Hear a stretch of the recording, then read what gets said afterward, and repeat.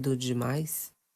Fatos que há pouco tempo pareciam saídos de filme de ficção científica, hoje fazem parte do nosso cotidiano. A tecnologia avança como se tivesse vontade própria. Mas será que, enquanto ela evolui, nós não estamos esquecendo algo que já foi nosso? Pense nisso. Antes de existirem cabos, satélites, redes sociais, talvez a humanidade já estivesse interligada, mente a mente, coração a coração. As antigas tradições chamavam isso de ver o espírito. Hoje chamamos de telepatia e telecinese. Palavras técnicas para dons que a alma sempre conheceu. Mas em algum ponto da história algo se perdeu. O silêncio interno deu lugar ao ruído e o diálogo direto entre consciência foi substituído por telas e circuitos. Será que a tecnologia é um eco do que um dia fomos? Ou uma distração que nos afastou daquilo que realmente somos? Desde as primeiras civilizações, há registros de comunicação não verbal entre sábios, sacerdotes e iniciados. Os egípcios chamavam de Eka, o poder da palavra interior que move o invisível. Na Índia Védica, falava-se do Sankalpa, o pensamento puro que manifesta o real.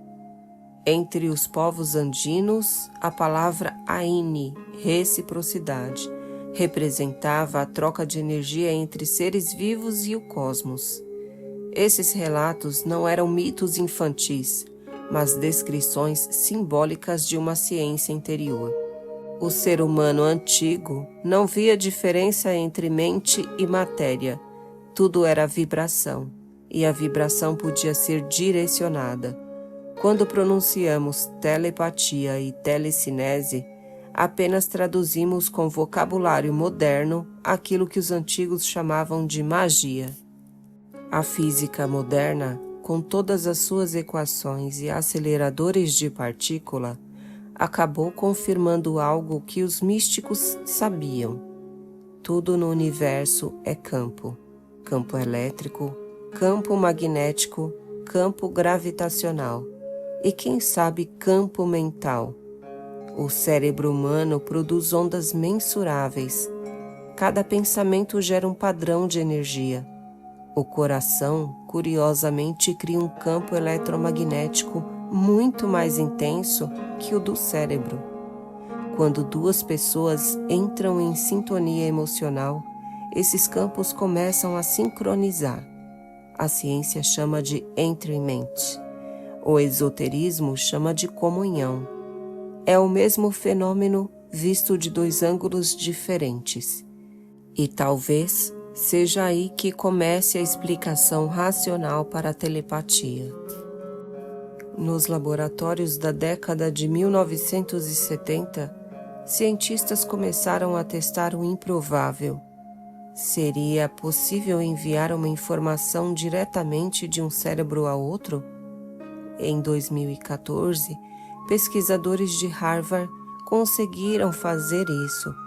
2 voluntários conectados por sensores e internet trocaram sinais cerebrais simples. Nada místico, apenas impulsos elétricos decodificados. Mas o que isso representa é imenso. A tecnologia começa a reproduzir de forma artificial o que as antigas escolas iniciáticas chamavam de ponte mental.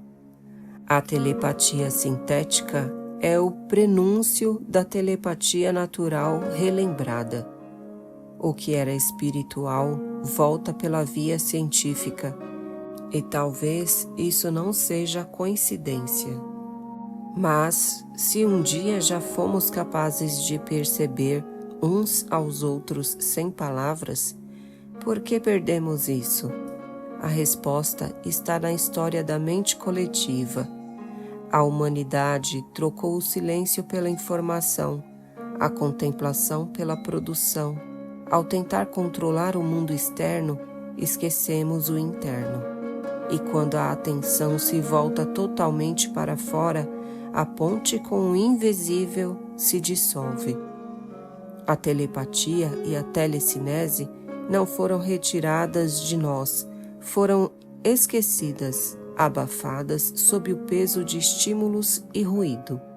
Hoje, somos hiperconectados tecnologicamente e profundamente desconectados espiritualmente. O mundo moderno é uma tempestade de sinais: Wi-Fi, 4G, 5G, notificações, luzes, sons, pressa. Cada frequência artificial ocupa espaço dentro do mesmo espectro que nosso sistema nervoso usa para se orientar. O resultado, um cérebro permanentemente excitado, incapaz de sustentar o silêncio interno necessário para captar o campo sutil. Não é conspiração, é fisiologia. A telepatia precisa de coerência, e a coerência nasce do silêncio. Vivemos em beta, a frequência do alerta, quando deveríamos habitar o alfa e o teta, as ondas do sentir. Nosso corpo é uma máquina de recepção. A pele, os nervos, a água celular, tudo responde a vibrações. A telepatia e a telecinese não são dons do além, mas funções bioenergéticas esquecidas. Quando o corpo está intoxicado, o sinal enfraquece. Quando está calmo e purificado, o campo se amplia. Por isso, as antigas escolas falavam em jejuns, rituais de purificação e silêncio. Não era religião, era engenharia vibracional. Localizada no centro do cérebro, a pineal sempre foi associada ao olho espiritual. Produz melatonina, regula o sono e responde à luz, mas também é sensível a campos eletromagnéticos. Culturas antigas sabiam disso intuitivamente. Quando o corpo se harmoniza, a pineal secreta compostos que ampliam a percepção. Alguns estudiosos modernos especulam que ela possa funcionar como uma antena biológica, uma ponte entre mente e campo quântico. Talvez por isso, a saturação química e luminosa da vida moderna tenha diminuído sua sensibilidade. A civilização industrial criou conforto, mas cobrou caro. Silêncio virou luxo, natureza virou cenário. E sem silêncio nem natureza, a mente perde referência. As frequências artificiais substituíram as naturais, e o humano médio hoje vive desconectado de si. A queda vibracional não foi apenas espiritual, foi neurológica. Perdemos o hábito da escuta interior, mas o campo está lá, à espera, como uma rede que nunca deixou de pulsar. Agora, um convite simples. Durante 7 dias, desligue todos os aparelhos 30 minutos antes de dormir. Sente-se no escuro, em silêncio, respire devagar. Sinta seu corpo, sua mente, o ambiente. Não espere nada, apenas escute. Talvez, no 2º ou 3º dia, perceba algo curioso, um pensamento que não é seu, uma emoção que não veio de dentro, um leve zumbido antes de adormecer. Pode ser imaginação ou o início da reconexão. A única maneira de saber é experimentar. Quando 2 pessoas pensam uma na outra ao mesmo tempo, não é coincidência, é sintonia. O campo mental coletivo funciona como uma rede viva, onde toda informação existe em potencial. Pensamentos são ondas, emoções, frequência, e a ressonância é o mecanismo que as conecta. Quanto mais duas pessoas se conhecem, mais próximos ficam seus padrões de vibração. É por isso que mães sentem quando os filhos correm perigo. O campo compartilhado envia o sinal. O meio mais estável de transmissão mental não é o foco, é o amor. O amor cria coerência entre o coração e o cérebro, e essa coerência é a base de toda a comunicação sutil. Os antigos mestres sabiam disso. Sem pureza de intenção não há telepatia verdadeira, apenas interferência emocional. Telepatia não é invasão, é comunhão. É o encontro de duas consciências em um espaço onde o eu e o outro deixam de ser limites. Se a mente pode tocar outra mente, por que não a matéria? A telecinese, mover objetos com pensamento, é o aspecto mais visível do mesmo princípio. A consciência interage com o campo energético da matéria. Em experiências controladas, partículas subatômicas se comportam de modo diferente quando observadas. A física chama isso de efeito do observador. O esoterismo chama de manifestação. A intenção é uma força real, direcionada com foco e emoção, altera probabilidades. Não é preciso mover montanhas para testar a telecinese. Comece pequeno, pegue uma agulha leve, apoie-a sobre a ponta de um alfinete e cubra com um copo de vidro. Observe-a em silêncio, não tentando mover, mas sentindo-a. Perceba que o objeto e você compartilham o mesmo espaço energético. Às vezes, um leve deslocamento ocorre, e o que realmente se move não é a agulha, é o seu nível de atenção. A telecinese começa onde termina o esforço. Vivemos um paradoxo fascinante. Enquanto esquecemos nossos dons, a tecnologia tenta recriá-los. Dispositivos de leitura neural, inteligência artificial empática, interfaces mente-máquina. Cada avanço tecnológico é um espelho das capacidades que abandonamos. Mas há um risco. Quanto mais a tecnologia simula nossas funções superiores, mais nos tornamos dependentes dela. A pergunta é inevitável: estamos recuperando o que perdemos ou criando próteses para almas atrofiadas? Nos bastidores das academias científicas, há quem investigue o invisível com rigor. O físico Diane Radin, do Institute of Noetic Science, realiza experimentos onde emoções humanas alteram sistemas físicos sensíveis. Pequenas variações, mas estaticamente significativas. Esses dados não provam a telecinese, mas sugerem que a consciência interage com o mundo de maneiras ainda não compreendidas. O mistério persiste, e é nele que a nova ciência e o antigo esoterismo se reencontram. Compreender essas forças exige maturidade. O poder sem consciência gera desequilíbrio. Os antigos templos ensinavam primeiro a purificação, depois a prática. Porque mover energia é fácil. Difícil é não ser movido por ela. O verdadeiro domínio psíquico começa quando o ego se dissolve. Telepatia e telecinese são consequências da harmonia, não instrumentos de controle. Quem busca poder perde o caminho. Quem busca verdade encontra o poder. O silêncio não é ausência de som, é a frequência onde tudo pode ser ouvido. Para despertar as faculdades sutis, é preciso reaprender a habitar o silêncio. Feche os olhos, respire, Sinta a densidade do ar.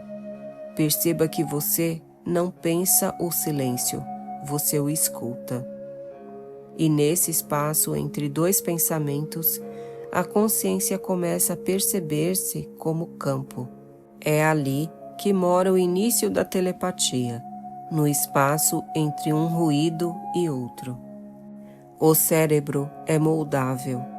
Quanto mais praticamos a atenção plena, mais se fortalecem as conexões que sustentam a percepção sutil. Treine observar sem julgar. Escute sem responder. Perceba o instante antes de uma reação emocional.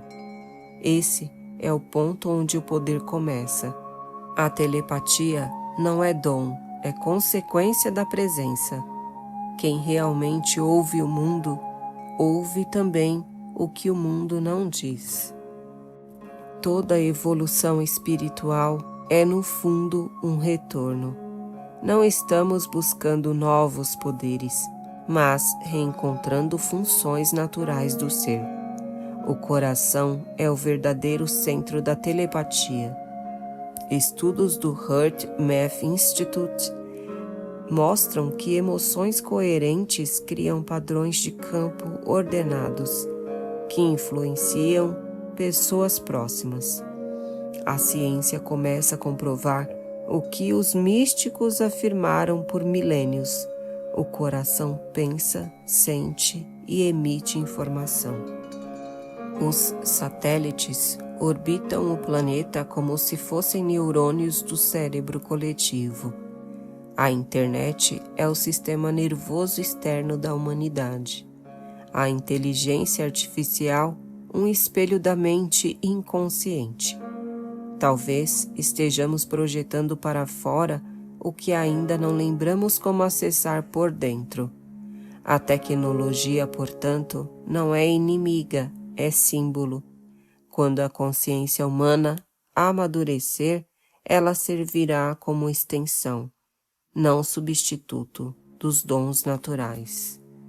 Nas tradições antigas, a criação começa com o som. O Verbo se fez a carne. Toda vibração nasce de uma frequência primordial. Quando entoamos, rezamos ou meditamos, reorganizamos o campo ao redor. A telecinese pode começar com algo tão simples quanto um som emitido com intenção. A vibração vocal é o primeiro gesto de manipulação consciente da matéria. Por isso, os mantras, os cânticos e os hinos eram tecnologias de poder interior. Imagine um mundo onde a comunicação não depende de palavras, mas de clareza vibracional, onde as mentiras não existam porque o campo não as sustenta. Esse é o horizonte da telepatia consciente. Não será privilégio de poucos, mas habilidade coletiva nascida da empatia. As crianças de hoje já demonstram isso: sensibilidade, percepção imediata e comunicação intuitiva. A evolução não está vindo, ela já começou. Tudo o que foi perdido pode ser relembrado.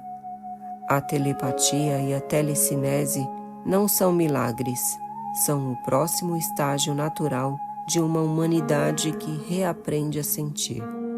O caminho não é para fora, é para dentro.